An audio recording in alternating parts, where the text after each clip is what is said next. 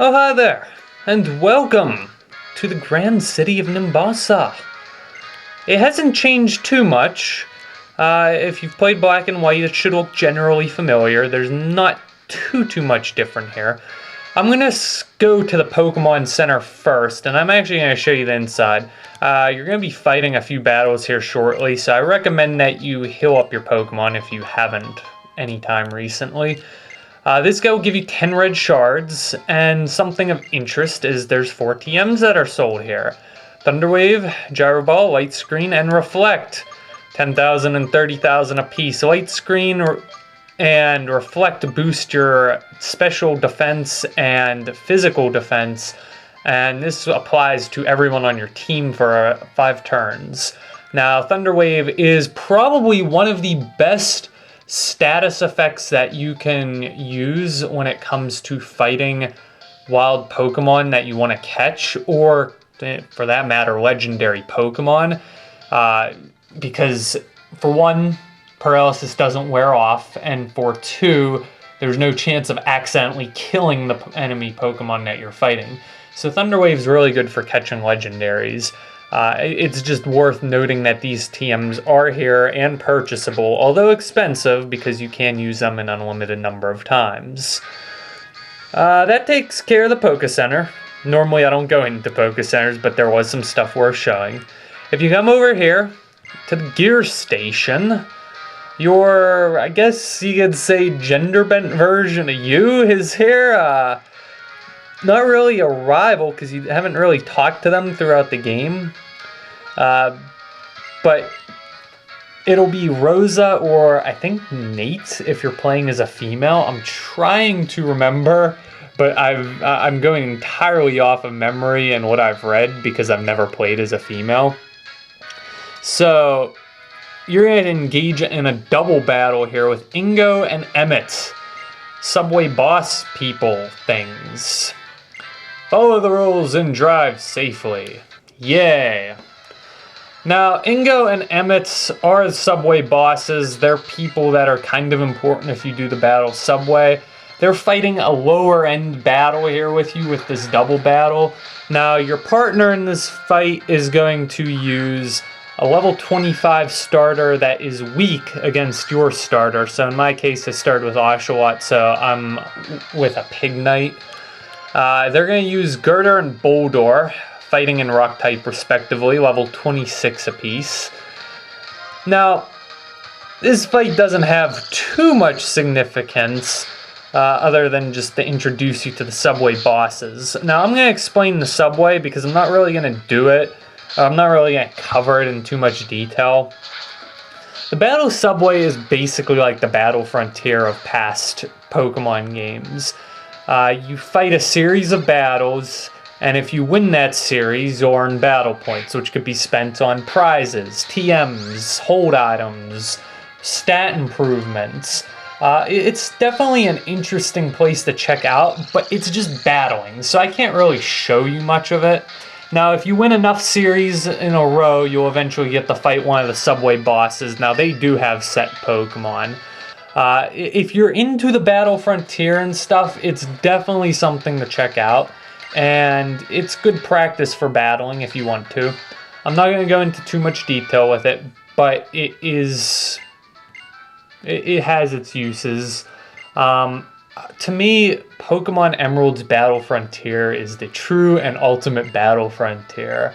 And everything they've tried to do to simulate it since then it hasn't thrilled me. So, I don't know. I never really cared that much for the battle subway, but it is worth pointing out. You'll also earn the VS Recorder, in our words, a relatively useless item, from your partner. I'm trying to, I don't think she's really a rival, but she is, I guess, to some extent, kind of. I don't know. I'm kind of brain dead right now. There is one other thing worth pointing out in the gear station. There is one of the subway lines that leads to a place called Anvil Town. Now, I'm not going to go there, but I do advise that you check it out. Why? Because there's people there. There's a lot of people there. And if you're interested in trading items, a lot of them are willing to trade items for things. I think there's one who will be like, I'll trade 20 Pokeballs for a full restore or something like that. So it's basically a big hub of trade. There's also someone who lost a Pan Sage there, and there's somebody in Nimbasa who has it, who will take it to them if you talk to them. Battle points can also be earned in the Pokemon World Tournament. That's something we'll go over a bit in a future part. Yeah, I'm partially skipping Anvil Town just for the sake of time. I have to go to class soon, and I want to be able to finish this video, so I'm kind of in a rush. I apologize. I guess. I can't talk today. Yay! Over here you can grab yourself a Thunderstone. A Thunderstone would be very useful if you have an Eevee that you want to evolve into Jolteon. And I believe Dynamo evolves through Thunderstone later on if you catch one of those for whatever reason. So just keep that in mind.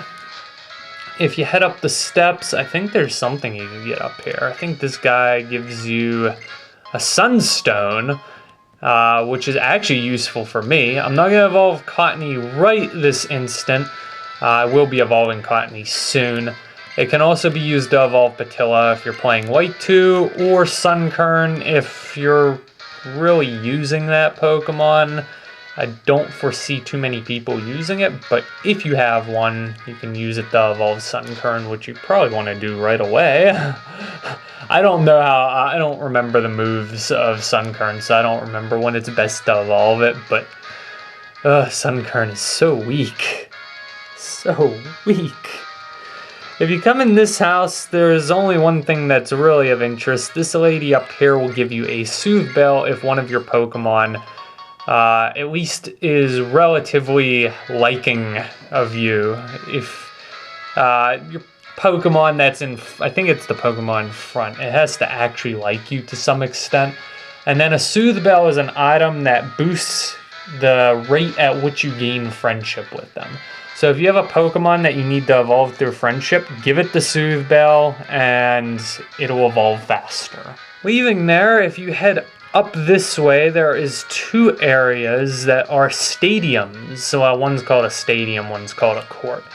These are like sportsy type areas. Now, I'm not going to go in and cover them.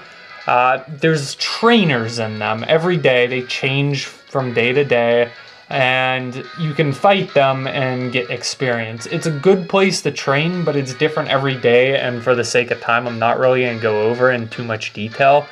But it is definitely worth checking out, and I highly advise that you do go there to train, because if you're like me, your Pokemon are weak and wimpy. Mine are really weak and wimpy. Yours are probably because I'm skipping all the wild Pokemon battles, so your Pokemon probably are stronger than mine.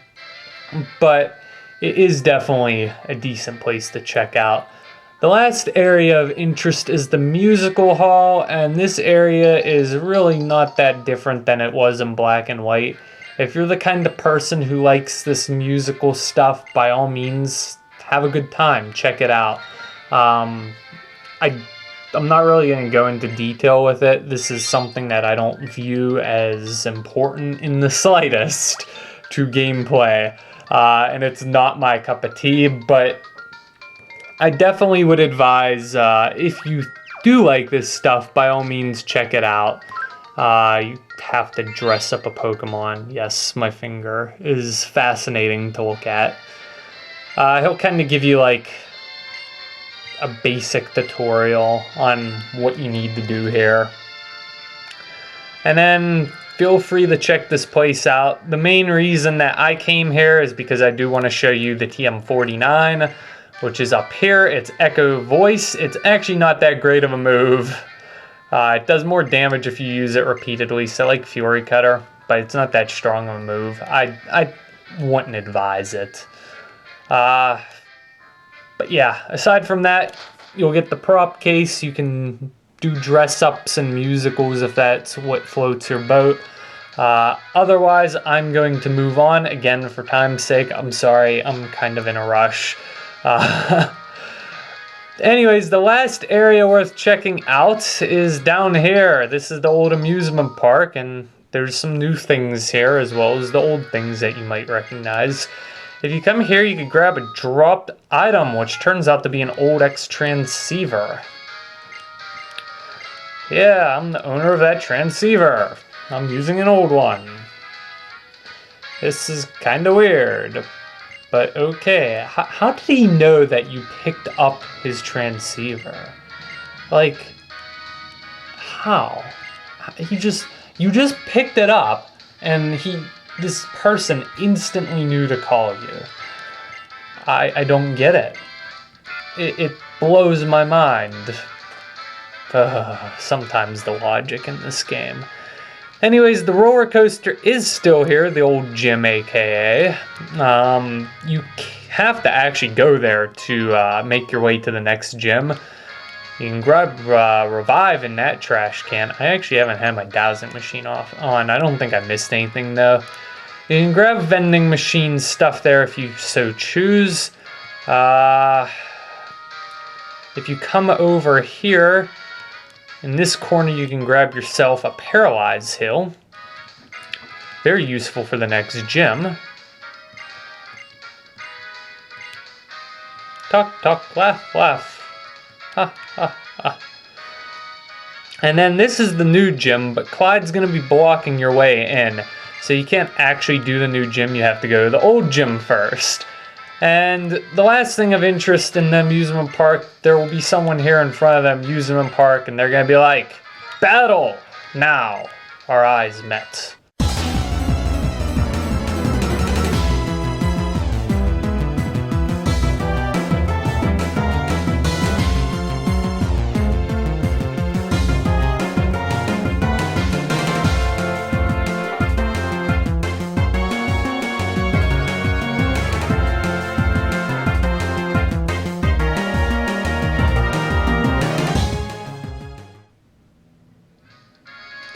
I think the person that you fight here varies, and I'm pretty sure you can also fight them on a daily basis. I may be wrong.